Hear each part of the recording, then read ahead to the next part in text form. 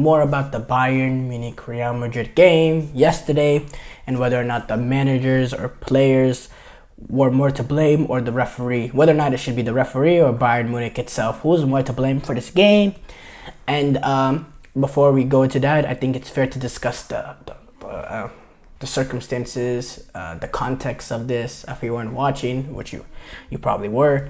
So yesterday, the referees, Real Madrid scored through Joselu to make it 2-1. Bayern Munich, they're on the attack. Last minute of the game, 90 plus 7 minutes in. Mazraoui, I forgot who played in the from the long ball. It might have been Davis or something. Mazraoui heads down a long ball into dissect. Dissect finishes home, but the referee intervened 2-3 seconds right before dissect hit that ball to blow the whistle because the referee flagged offsides.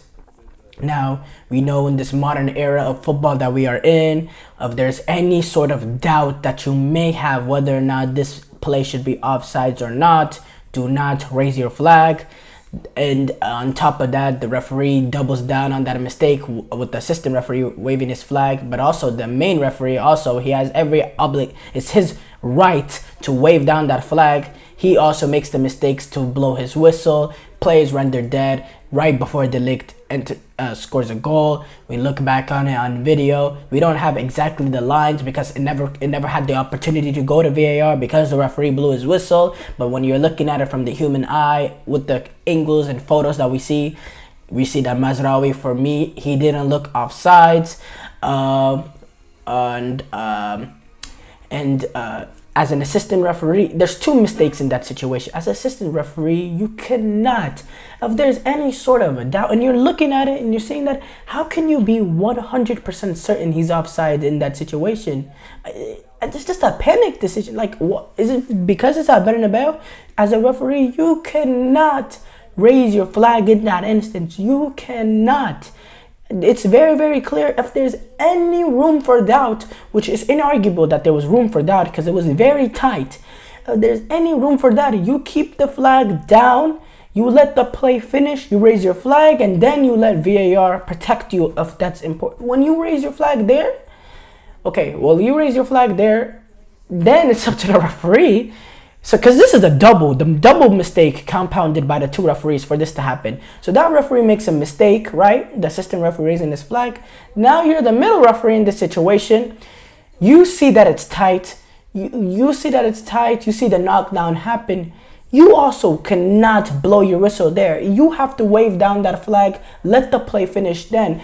But at the end of the day, I will give the referee a little bit of sympathy. At the end of the day, he's thinking the AR thinks it's clearly offsides. The AR has a better point of view than the referees in the middle. I know this, I'm a referee. It's hard to kind of see offsides whenever you're in the middle, especially if you're in a bad position. And you're just in that situation, you might be assuming the assistant referee thinks it's clearly offside. But you got to have some sort of eye. And you are the main man and boss at the end of the day. It is your decision. So he also compounds that mistake by blowing the whistle, and then it can't go to VAR. So it's a bad mistake by a good refereeing crew. But is that to blame in my opinion? Look, Bayern, they had their chances to win. They had their chances to win even when they were up 1-0 with the amazing goal by Alphonso Davies. They had a few opportunities on the counter. They make one right ball. They're going in and it's getting 2-0 and it's game over. And you're defending a 1-0 lead, and then your goalkeeper, one of the best goalkeepers of all time, makes a mistake that you never ever see him make. The biggest mistake of his career that I can remember. He fumbles the ball to Joselu, and then from then on, it's just like it only seemed like there was going to be one winner. When we talk about the manager, 75th minute in, he makes substitutions to defend. He goes all in on the 1-0 lead, goes completely defensive, plays almost a 5-6 hybrid at the back, just putting all his cards in, just let's pull it out with the 1-0. And whenever you end up conceding, you're kind of doomed because you don't have any sort of outlet. You have no sort of way to relieve pressure. And once they were able to, Real Madrid capitalize off that mistake, there was only going to be one real winner. So there's a lot of angles you could say whether or not the referee. First of all, the referee's huge mistake. You cannot make that mistake in those situations, but the referees are not to blame for Bayern's loss. The referees made a huge mistake and it cost Bayern. But the Bayern players and manager can't think that, because the Bayern manager made a mistake in going all in for the draw, which I could see his point of view. Why, it's Real Madrid, you're on the road. But at the end of the day, the same argument can be made. It is Real Madrid. This is what they do. They always come back. You have to have some sort of backup just in case. And going all in on trying to defend the lead is just, people will argue, irresponsible. But why, with 6 defenders back there, why is nobody pressed up on Vinicius, preventing him from taking on that shot that led to the first goal? Why are they losing the ball? Why are they constantly losing the ball within their own half when they're defending a lead or when it's drawn 1-1? The players made some big mistakes too. So, look, Bayern's elimination comes down to the manager and the players. The referees, huge mistake, and they cost Bayern, but they're not to blame. The Bayern's players and manager combination are to blame, because they are the ones that lost this tie. They had every opportunity to not even allow the referee to even intervene with with them trying to chase that goal.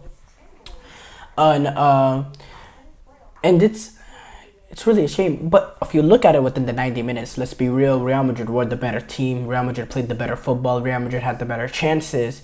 But Bayern were able to find that breakthrough, and whenever you cannot make you cannot leave the gasps of concentration that Bayern had defensively, and they lost the ball. Whenever they scored that first goal, Real Madrid ratcheted up the pressure on them, and they were not comfortable at all. Bayern Munich, they were losing the ball in very, very bad areas, and it just seemed like more and more is coming, and it seemed like they had a mountain to climb just to get into extra time, and they weren't able to climb that mountain. They weren't even able to climb that mountain because of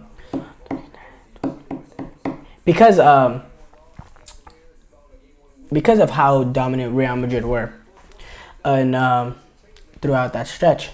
But going back to the referee's decision, what could be done to prevent this? I mean, at the end of the day, the technology is brought in, and what can be done? The technology is brought in, and you're not even letting it reach the technology because you're making a mistake beforehand. And even sometimes when it reaches VAR, not happens as much in the Champions League, a lot in the Premier League. There's still mistakes that happen within VAR when you have 4 guys watching it at a screen that are not even in the stadium to be affected by the team. So, I don't know. I think officiating in general has been poor all year. And I think there's going to be some serious fundamental changes that need to be done when it comes to VAR, when it comes to just in general, because there's been a lot of mistakes that's happened all year, and it's really unacceptable for the amount of technology that we have for these kind of mistakes to occur. I still got I had one last point I wanted to make. I'm blanking my mind for a second. I did want to go to the coaching thing too with Thomas Tuchel. So, going all in on the draw, that was one thing that you could argue Thomas Tuchel shouldn't have done, bringing in Kim Min-jae 15 minutes in. And also, it didn't seem like at that period that Real Madrid were, at that point in time, after the goal, Real Madrid didn't crazy pressure Bayern. Whenever you took out Kane and brought on Choupo-Moting and you brought on Kim Min-jae and all that, and you started playing sitting back, that's when and started observing the pressure. That's when Real Madrid were really able to ratchet it up too. That's also something that I really criticize Thomas Tuchel for. And also, before the goal, from about the 45th to like 65th minute, Joshua Kimmich on that right-hand side was getting completely torched by Vinicius. Every time Real Madrid got the ball, they got the ball to Vinicius and said, go, go, go. And he was absolutely cooking Joshua Kimmich, and everything was going through Vinicius. And for me, another mistake I hold for Thomas Tuchel was for that 10, 15, 20-minute period, he didn't do nothing to help out Joshua Kimmich. He didn't do nothing to help out Joshua Kimmich. They were able to find that breakthrough on transition, which kind of helped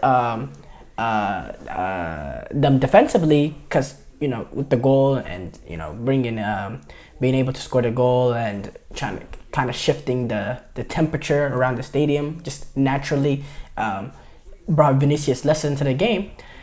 But he didn't do nothing to change it in that period. And then when he does change it in the 75th minute, it's a time that Real Madrid are not really, pressuring Bayern. They weren't really, they had that set piece opportunity where they, scored the disallowed goal. But, other than that, they weren't really pressuring for that period right after the goal. They weren't really pressuring Real Madrid, Bayern.